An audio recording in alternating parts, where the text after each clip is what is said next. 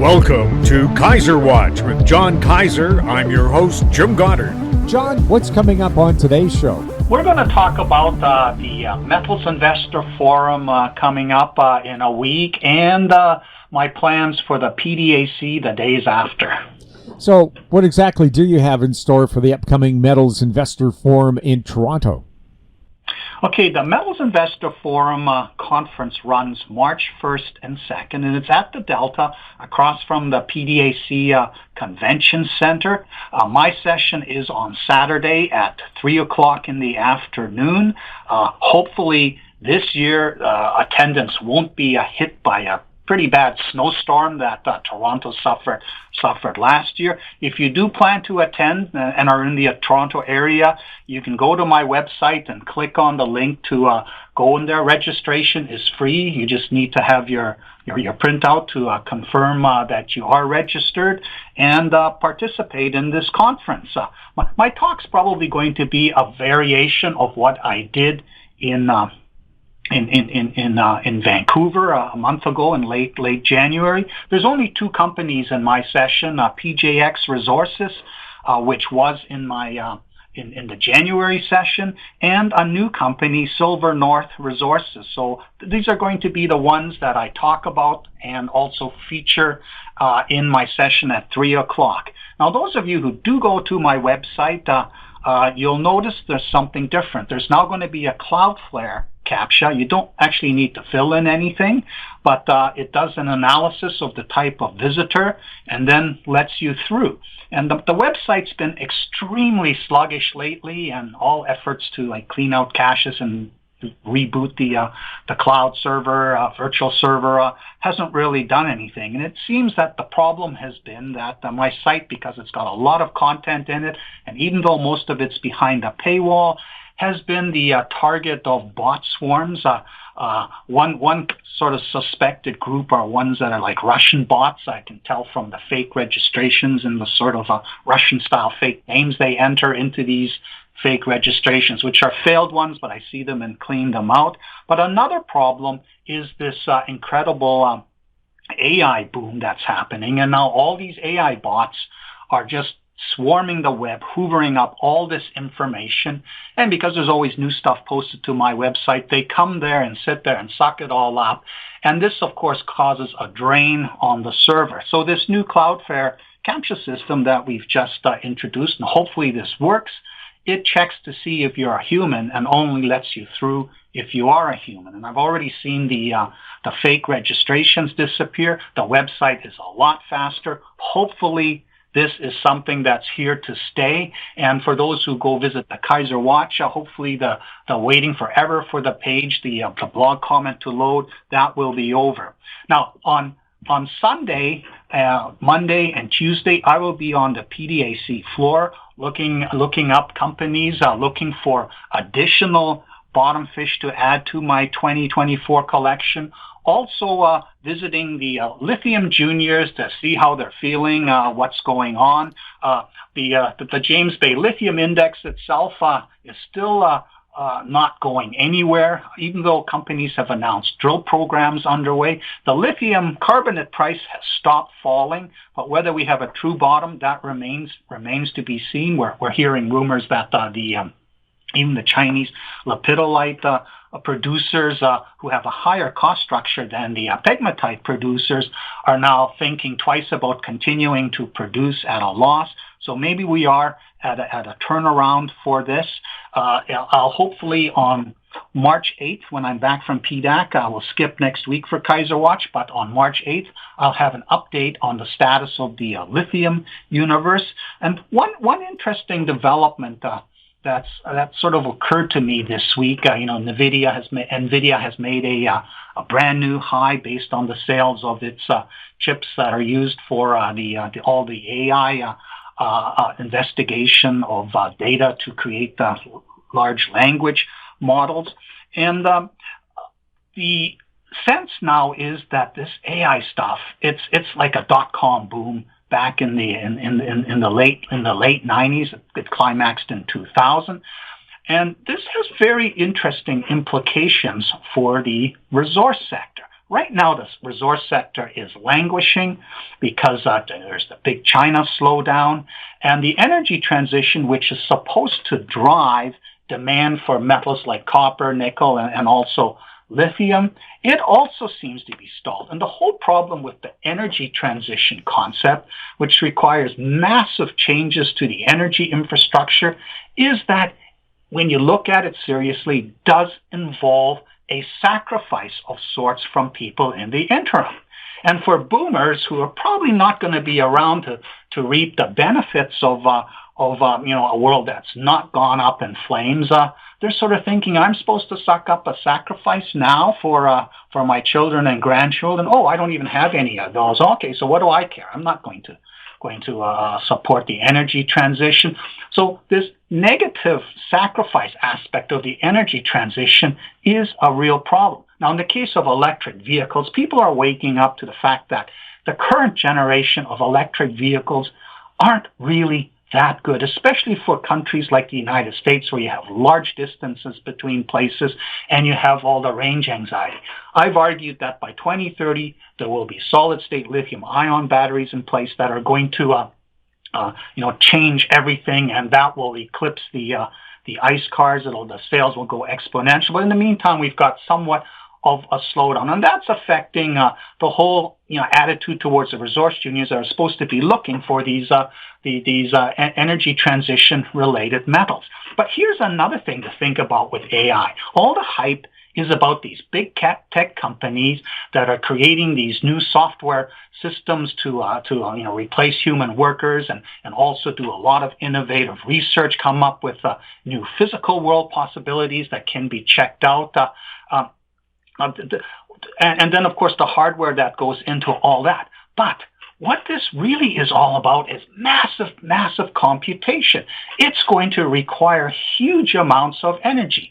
And when you already see how much energy is being wasted by Bitcoin, which actually accomplishes nothing, consider what happens when these AI systems really get cranked up and start sucking energy. Now, I recently read a book by Neil Stephenson that I found fascinating. It's called The Fall or Dodge in Hell. It's about a big tech guy who suddenly dies, and they end up using his death to launch a simulated reality where all the dead people end up going.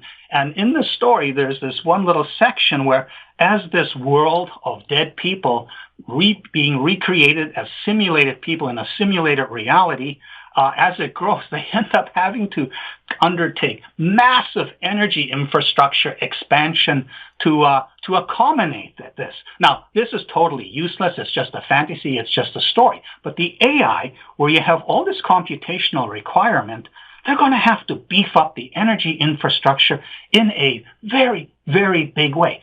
And the nice thing about the AI dream is it has positive implications. If you ignore the fact that a lot of white-collar workers are going to not have any job, you're just going to focus on the positive developments in the material world that can come, people can embrace spending money upgrading infrastructure. And you might as well do the infrastructure in a way that coincides with energy transition goals. So I think what we're going to see is the dream of AI dovetail with the energy transition goals, and we'll see the money spent to build up the energy infrastructure. And that's going to light a fire under the junior resource sector. So in a sense, while some are saying, okay, here we go, this is like .com all over, nobody's going to care about resource juniors, as happened in that sort of post-PJX 1997 to 2000 period. I think this time around, this new bubble, this new boom, could actually light a fire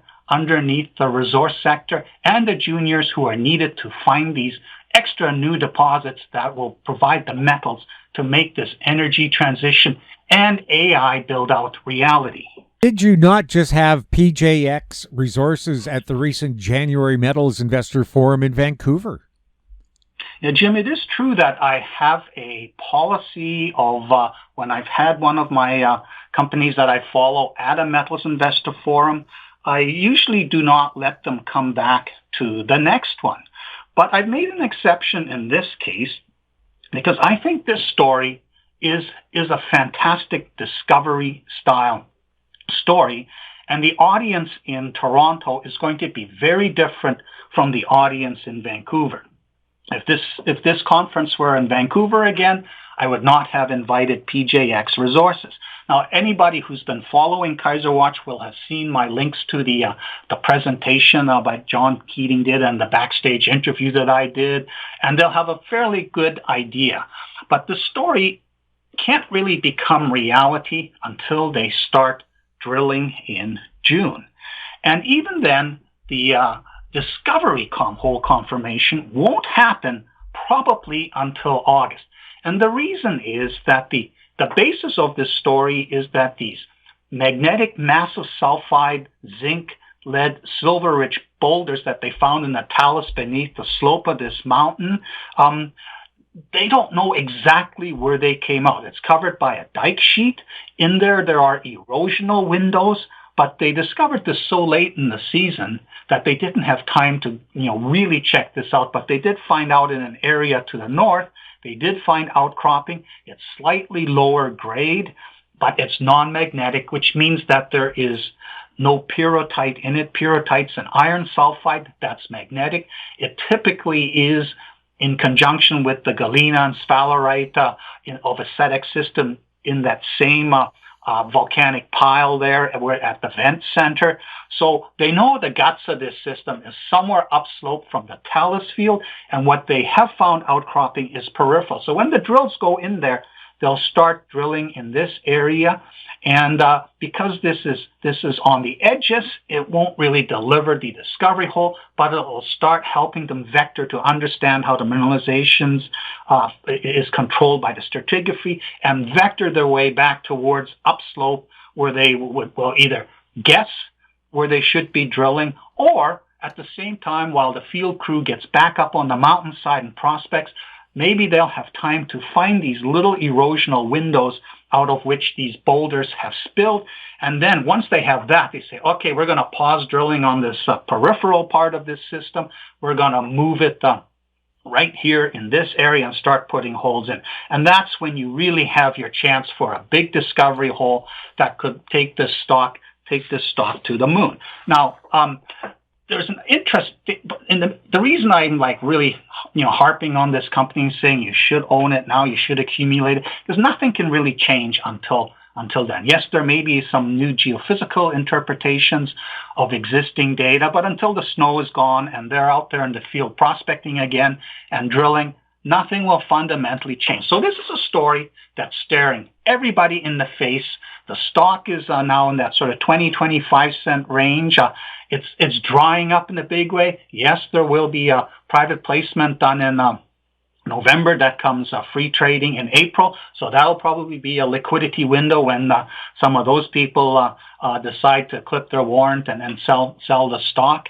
But this is one everybody should consider. Accumulate at least a modest position to it, because the scale of the story, it's like one of these things where we're talking double-digit type potential scores. Now, just because they have what they have so far doesn't mean that they have something big. But we already have, classic area play type indicator in that Adam Travis's Coast Copper Corp staked about 5,000 hectares on the eastern flank of the Dewdney Trail property, which itself is about 13,500 hectares.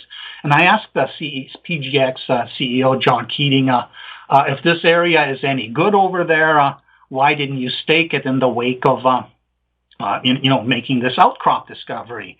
And he said, well, those rocks to the east are Cambrian rocks, which are much younger than the rocks which we are in, which are the outcrops that we have are slightly younger than Sullivan Time Horizon, but you're not going to likely find a SEDEX deposit over in that area.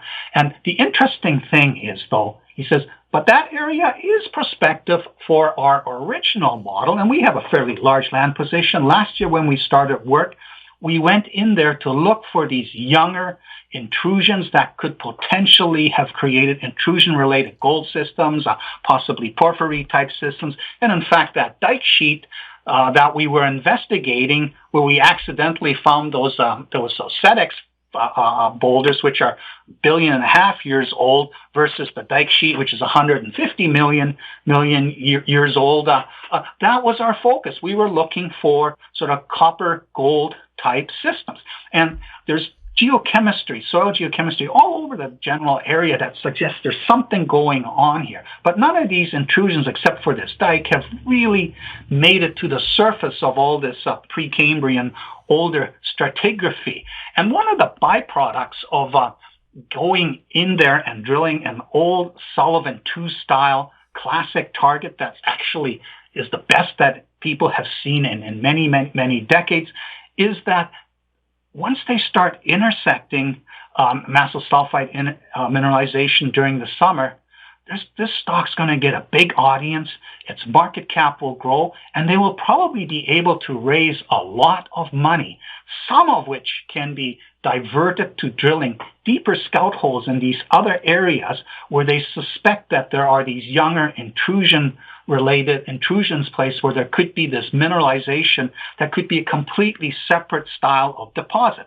And Keating says, yeah, that ground to the east, that's actually has potential for these younger intrusions that probably not have any Sullivan type SEDEX mineralization potential. But the whole reason we were in this area was because of the structural framework that allows, after periodic episodes of intrusive activity, creates a setting where these intrusions could happen. And the reason they haven't been found before is they've obviously never quite made it to surface, but there is peripheral distal evidence.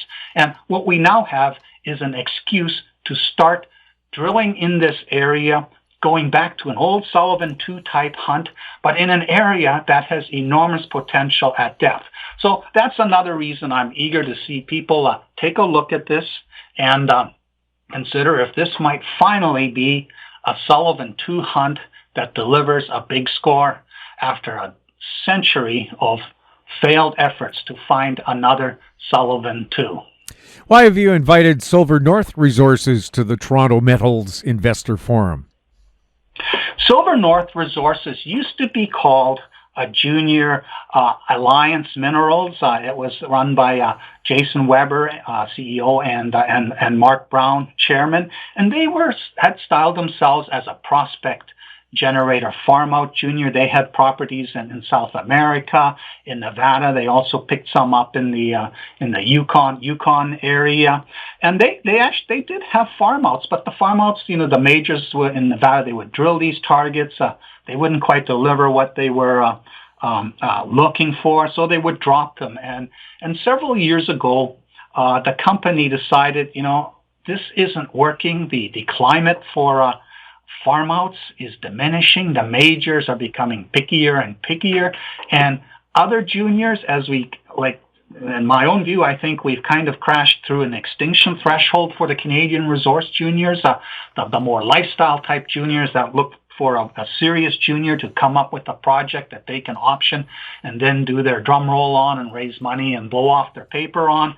That is becoming really, really difficult to do. So the farm outs have kind of evaporated for these prospect generators. So they decided we're going to focus on our Haldane project, and that's it's in the Yukon. It's to the west of the Keno Hill project. It's surrounded by Victoria Gold's Eagle project to the north, and Banyan's project to sort of the southeast. So it's in an area that's got a lot of activity, is gaining a lot of interest. Sitka Gold is also in that area, and of course their focus is intrusion-related gold systems. And the thinking that's starting to emerge is that the Keno Hill silver veins, which are silver-rich zinc lead systems, which Alexco took on 15 years ago. It got bought out a couple of years ago by Hecla Mining. They paid about 100 million Canadian in Hecla stock for it. But more interestingly, they paid almost twice that much to buy out the silver stream Alexco had sold to to Wheaton, Silver Wheaton. And the reason they had done that early in the game was that, this was an old district. They had come in there with this plan to rehabilitate it. That's how they were able to get hold of it. So it was kind of a combination, clean up, reclaim all the old mess, and then pursue these veins farther at depth. And they kind of expected the silver grade to diminish while the zinc lead grade increased. So it was almost more like a base metal play with a silver kicker. But it turned out that this model was incorrect. As they went deeper, the silver stayed just as strong and the zinc did not get richer. And they had sold much of the silver off to Wheaton. So this became a problem for Alexco. It struggled. It didn't have enough money to develop all these mining faces to feed the mill that they have there. And Hecla saw the potential of this, came in there, bought them out, paid about, I guess, probably $300 million worth of stock and cash to acquire this asset. And now properly capitalized, they're rebuilding this. Now this makes the Haldane project interesting. It sits to the west, and it's a mountain. And it's a mountain that's quite oxidized, almost all the way to the valley floor. And the veins, they have the veins there too. There's been about 28 holes drilled there, half of them by Silver North. There is zinc mineralization. They've had some high-grade sniffs here. And the nature of these Keno Hill veins is they sort of strike northeast, but and tend to have silver, zinc, lead mineralization in it, but kind of low grade in most of it. But there's also been another faulting that jogged them, so that it's in the jogs within the fault structures where a later pulse of mineralization really caused high grade to pile up. So you can get grades over 3,000 grams per ton silver. And they've got about 12 kilometers of cumulative strike from about four or so such vein structures, fault structures, and they've figured if you take sort of a 25 meter on each side of a hole, they've tested maybe 600 meters of this, but the ore shoots are relatively small, but insanely rich. So what this project really needs is a large-scale attempt. And the company last year said, we're going to get serious about this. We want to do a $2 million program. They do not have that much money in the treasury. They got $1 million financing done late last year, which cleaned up some debt and left some flow-through over. So they are going in there. They still need to raise more money, but their plan is to start drilling these vein structures on a closer spacing to see if they can find those shoots. And because it's all oxidized near the top, they have to end up going down to almost a valley floor level. And this becomes of interest to Hecla. There's a strategic purpose for this. Now, their goal is only like 30 million ounces for this. And you say, okay, well, that's not very much, but it is at least not for a standalone operation. But for Hecla, which has to chase its existing veins on its Keno Hill project deeper, the possibility that these guys, Silver North, may outline 30 million ounces that are closer to surface that you can access with an adit at the valley floor and then chase deeper that way, that's potentially interesting. So the company, if they are successful with this project, could end up becoming a buyout target for Hecla. But the story is even more interesting because they have this other project in southern Yukon called TIM, and that's more a carbonate replacement style system similar to the Silvertip project that Coeur Mining took over and is finally starting to understand it, has got going, and Coeur has developed some new theories about what makes these projects tick. Now the TIM project they auctioned 5 years ago and only spent not very much money at all, and it was ready to expire. But the holdup has been drill permitting. This is in an area where there's First Nations complexities between the Laird and the Ross River First Nations, and finally this all got sorted out. They had the permit last year, but it was too late for Coeur to have a budget. But they're going in there this year with a $700,000 drill program to assess the TIM project. Now, they can go to 80% by delivering a positive feasibility study by 2028, but the market cap of Silver North on a fully diluted basis is less than $10 million.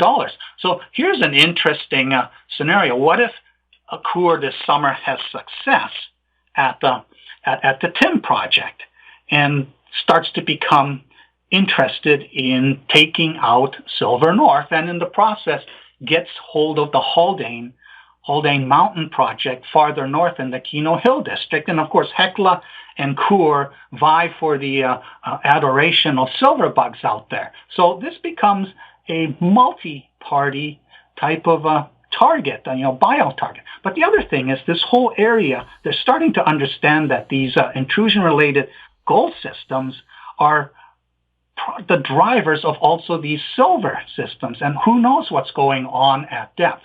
So we could see other groups that want to consolidate the gold potential also take out Silver North for its Haldane project at the western end of the Keno Hill district. So I adopted them as a bottom fish last year, and they don't yet have all the money in the treasury, such as PJX has. It managed to get $2.8 million, so it's equipped. But this could change in the next 4 months, and it's the context, the strategic changes that have happened to that area of the Yukon, which makes Silver North a very interesting bottom fish to accumulate at these levels, and that's why I invited them to the Metals Investor Forum in Toronto. John, thank you so much for the update. You're welcome, Jim. I'm Jim Goddard. Comments made on Kaiser Watch are an expression of opinion only and should not be construed in any manner whatsoever as a recommendation to buy or sell any financial instrument at any time. Archived online at kaiserresearch.com.